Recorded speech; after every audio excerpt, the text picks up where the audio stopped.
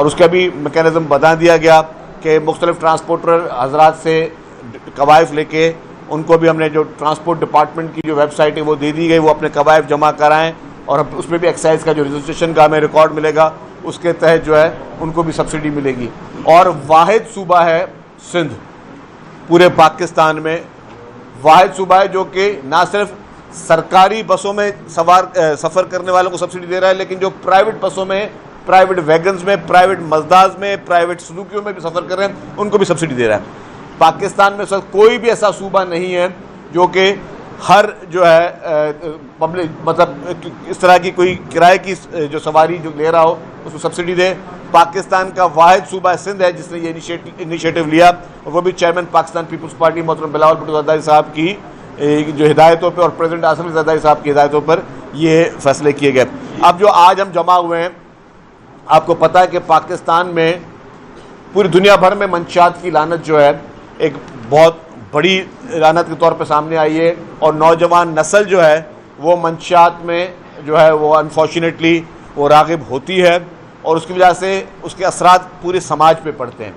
मंशियात की नेगेटिविटी जो आपकी पूरी सोसाइटी पे पड़ती है, उससे क्राइम बढ़ते हैं, लोगों के फैमिलीज तबाह हो चुकी हैं, लोगों के घर तबाह हो चुके हैं। एक नहायत ही इम्पॉर्टेंट और मैं समझता हूँ हमारे मुआशरे का सबसे इम्पॉर्टेंट चैलेंज जो है वो हमारी नौजवान नस्ल को इस मंशियात से दूर कर रहा है। इसमें कार्रवाइयाँ जो है हुकूमत सिंध ने एक बेड़ा उठाया हुआ है कि एग्रेसिवली कार्रवाई कर रही है। मेरे साथ बैठे हुए मिनिस्टर एक्साइज मुकेश चावला साहब जो बड़ी मेहनत के साथ इन मंशियात फरोशों के ख़िलाफ़ जो है वो क्रैक डाउन कर रहे हैं, और उन्होंने अभी रिसेंटली कोई 3-4 केसेस पकड़े हैं। एक केस जिसके लिए आज हम बैठे हैं यहाँ पे दफ्तर में, रिसेंटली जो है नेवल इंटेलिजेंस ने जो है इनको इत्तला दी नारकोटिक्स फोर्स जो हमारी सिंध हुकूमत की है एक्साइज डिपार्टमेंट को कि जी कोई बहुत बड़ी शिपमेंट आने वाली है, तो नेवल इंटेलिजेंस की इफ्तिदा है कि उस इत्तला पे excise and narcotics force along with maritime security इन्होंने वहाँ पे रेड किया है।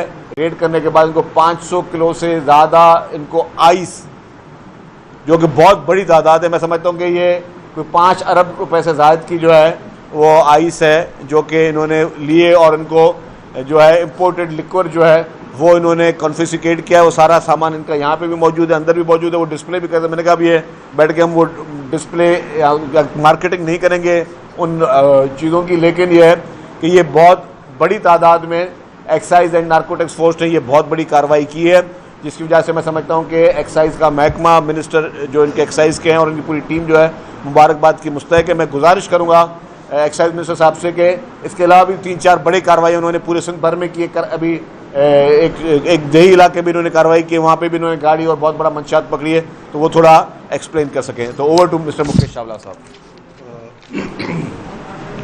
Thank you ji. जैसे सीनियर मिनिस्टर साहब ने आपको बताया, तो उसमें 1-2 चीज़ें मैं ऐड करता चलूँगा। ये जो पीपल्स फ्यूल सब्सिडी प्रोग्राम है, इसमें जैसे ही कल अनाउंसमेंट हुई थी, वाइल जो सीएम साहब की प्रेस कॉन्फ्रेंस चल रही थी, उसी दौरान फर्स्ट बैच 1500 लोगों ने उसी वक्त उस ऐप का यूजेज किया, और अभी तक जो 15,000 लोगों ने यूजेज किया है। रात को हमारा सर्वर डाउन भी हो गया था। रात को सर्वर डाउन होने की वजह ये थी कि हैकिंग होना शुरू हो गई, जिसकी वजह से सर्वर को हमें स्लो डाउन करना पड़ा, और उस पर हमने मज़ीद उसको बेहतर करके आज सुबह से वापस उसका यूजेज शुरू हो गया। बिल्कुल एक नया चीज़ है, तो उसमें थोड़े हर्डल्स आएंगे, 1-2 दिन ये प्रॉब्लम्स चलती रहेंगी, मगर इंशाअल्लाह ये इसी महीने में जो ट्रांजैक्शंस हमने कंप्लीट करनी है वो हम कंप्लीट करेंगे। 15,000 लोगों ने अप्लाई किया है, जिनमें से कल ही की तारीख में 2800 लोगों का, जैसे सीएम साहब ने अपनी प्रेस कॉन्फ्रेंस में बताया, जिनका अकाउंट सिंध बैंक में है, उनको विदिन 24 आवर्स उनके पैसे उनके अकाउंट्स में शिफ्ट हो जाएंगे। तकरीबन 2800 लोगों का जो अकाउंट था वो सिंध बैंक से रिलेटेड था, उनको पेमेंट 56 लाख रुपए अभी तक ट्रांसफ़र हो चुकी है। बाकी जो 13,000 केसेज है उनमें 1 से 2 दिन लगेंगे, और ये सिलसिला चलता रहेगा। तो इसका कल जैसे इफ्तिताह हुआ, कार्रवाई शुरू हो गई, और कल ही की तारीख में 2800 लोगों को पेमेंट भी ट्रांसफ़र हो गई। इसके बाद जी आ जाए जो कार्रवाइयाँ कल और परसों की तारीख में हुई हैं।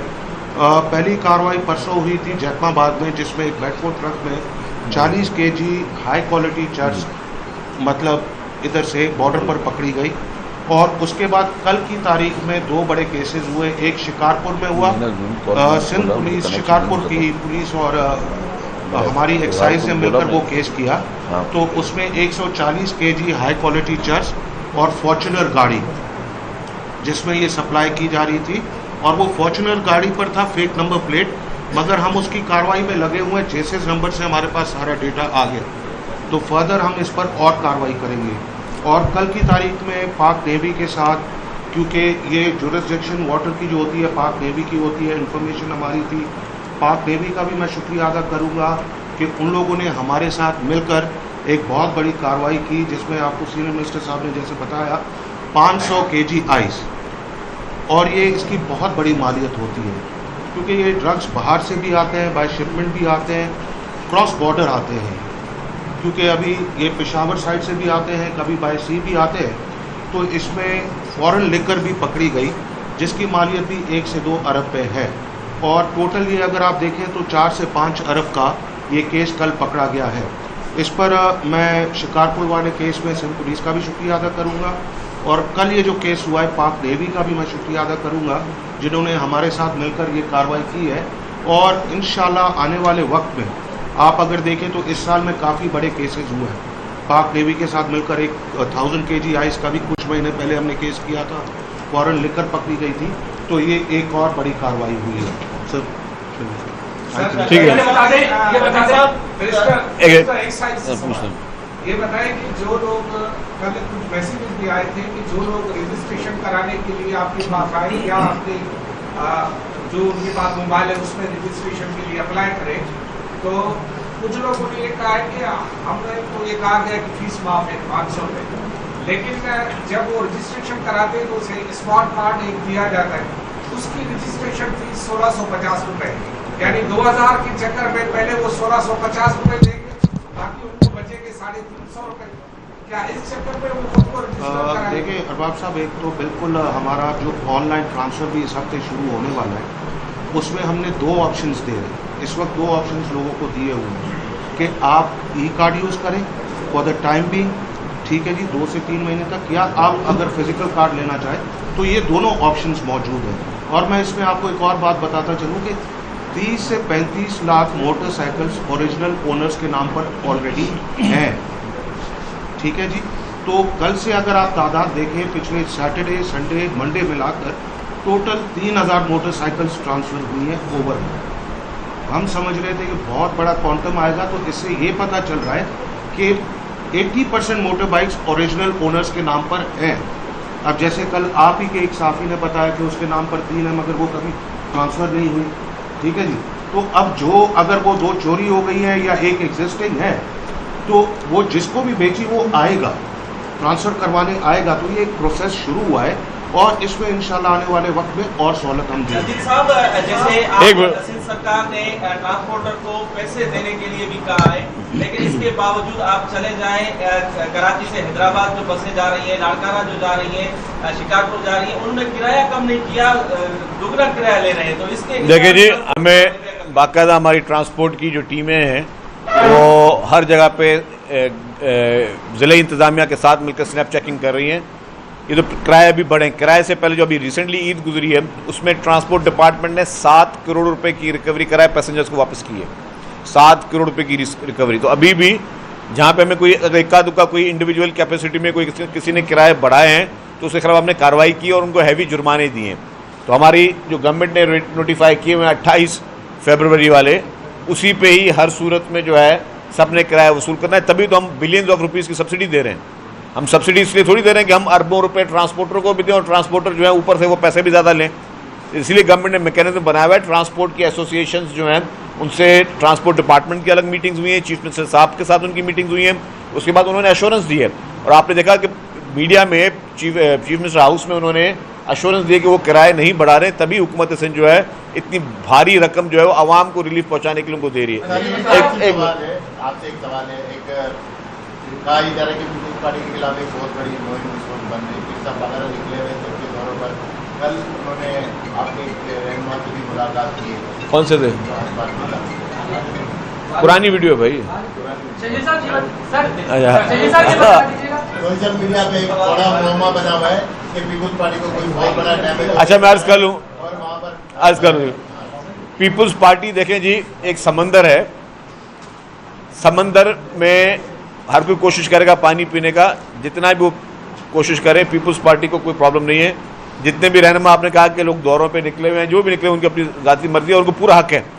हम तो चाहते हैं कि सियासत में कंपटीशन हो, कि अगर कोई भी हमारे मुखालिफ पार्टी अगर वो पॉलिटिकल एक्टिविटी करती है तो उसका पूरा हक है, उसमें ना हमें परेशान होने की ज़रूरत है, ना उनको किसी चीज़ का। हमें जहाँ उनको हेल्प चाहिए हमारी, हम उनकी हेल्प भी करेंगे। हम बिल्कुल पीपुल्स पार्टी को हमेशा इलेक्शन में अगर कोई मुकाबले में होगा ही नहीं तो इलेक्शन कैसे होगी। आप देखें कि पीपुल्स पार्टी ने लास्ट इलेक्शन में भी कितने वोट लिए हैं, हर जगह पे जो 2018 से वोट लिए उससे 2024 में ज़्यादा वोट लिए। तो हम हर साल हर टेन्यूअर में पीपुल्स पार्टी को वोट ज़्यादा पड़ते हैं, पीपुल्स पार्टी की अल्हम्दुलिल्लाह सीटें ज़्यादा पड़ती हैं, क्योंकि लोगों का एतमाद है।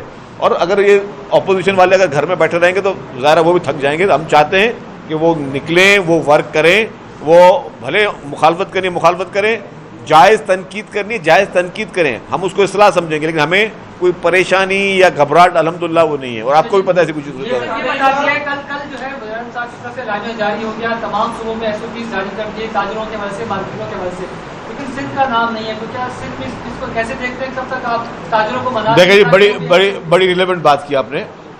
पीपुल्स पार्टी की तरफ से अब होता है अवामी हुकूमत है और अवामी जो है उमंगों पे चलती है। कल ताजिर बिरादरी से मुलाकात हुई, जिसमें मुख्तलिफ एसोसिएशंस थी, जिसमें रेस्टोरेंट्स की एसोसिएशंस थी, जिसमें शादी हॉल की एसोसिएशंस थी, जिसमें जो ओवरऑल बिजनेस कम्युनिटी, उनसे मुशावरत की और उसमें एक राय नहीं आई, उसमें मुख्तलिफ राय आई हैं। मुख्तलिफ ताजिर बिरादरी जो है उनकी मुख्तलिफ राय हैं, और एक राय ये भी आई कि जी लेट सपोज आप अगर इस चीज़ पे को बंद करते हैं तो आप ये देखेंगे उसके आफ्टर इफेक्ट्स क्या होंगे। चीज़ अगर किसी चीज़ का को भी बंदिश से कोई फ़ायदा होता है तो बिस्मिल्लाह ज़रूर होना चाहिए। अगर बंदिश से नुकसानात ज़्यादा बढ़ते हैं या अगर बेरोज़गारी ज़्यादा बढ़ती है तो फिर देन हु इज़ रिस्पॉन्सिबल। क्योंकि इस वक्त आप देखें कि लाखों की तादाद में आपकी जो लेबर है, लाखों की तादाद में वो सिंध भर के ये ढाबों पे, रेस्टोरेंट्स पे, आपके शादी हॉल्स पे काम करती है। अगर आप उनको एक टाइम पे आके बंद कर दोगे, जाहिर है कि यहाँ पे लोगों की अपनी अपनी एक स्केड्यूलिंग है। लोगों ने जो अपनी जस्टिफिकेशन दी, उन्होंने कहा कि जी हम 8 बजे भी अगर दुकान बंद करें तो हम जाएंगे घर पे जाएंगे तो हम पहुँचेंगे घर पे 9 बजे आराम से फ्रेश होके, और अगर आपने फिर हम पहुँचेंगे रेस्टोरेंट्स पे 10 बजे तो रेस्टोरेंट बंद हो चुके होंगे। तो ज़्यादातर यही हमारे जो लोग जो दिन को अपने काम करते हैं, शाम को यही लोग रेस्टोरेंट वगैरह पे जा रहे होते हैं। तो एक उनकी जस्टिफिकेशन थी। तो हुकूमत ने अभी कोई हतमी फ़ैसला नहीं किया, हमने मुकम्मल तौर पर ना किए और ना किए, लेकिन हम उस कंसेंसस पैदा करने की कोशिश करें कि मुश्तरका फ़ैसला हो। किसी को नाराज़ करके हमने फ़ैसले नहीं करने और ऐसा कोई फ़ैसला नहीं करना जिससे मईशत पे नेगेटिव असर हो। क्योंकि पाकिस्तान में सबसे ज़्यादा जो टैक्स जमा होता है वो टैक्स जमा होता है कराची शहर से, सूबा सिंध से। तो ये हमारी रिस्पॉन्सिबिलिटी है कि सूबा सिंध में जो ताजिर बरादरी है उनके तहफ़्फ़ुज़ात को, जो कि सबसे बड़े टैक्स पेयर हैं, उनका हम तहफ़्फ़ुज़ करें। और अगर वो राज़ी हो जाते हैं तो हुकूमत को तो कोई प्रॉब्लम नहीं है। अगर उनको सीरियसली ग्रीवेंसेस हैं तो उनको नाराज़ करके हम जो है ऐसा काम नहीं करना चाहते। अच्छा, ये बताइए, मुकेश साहब से मेरा ये सवाल है कि मुझे तारीख में पहली बार मेरे ख्याल में 500 किलो आइस, मुझे नहीं लगता इससे पहले इतनी बड़ी मिकदार में हुई है। तो 500 किलो का मतलब ये हुआ, 500 किलो का मतलब ये हो कि एक तो ये थे आपने इसका प्राइस जो है ना 1 करोड़ बताया है, हालांकि मार्केट इंटरनेशनल मार्केट में 5 से 10 करोड़ है, मुझे पता नहीं कि आपने 1 करोड़ की बताया।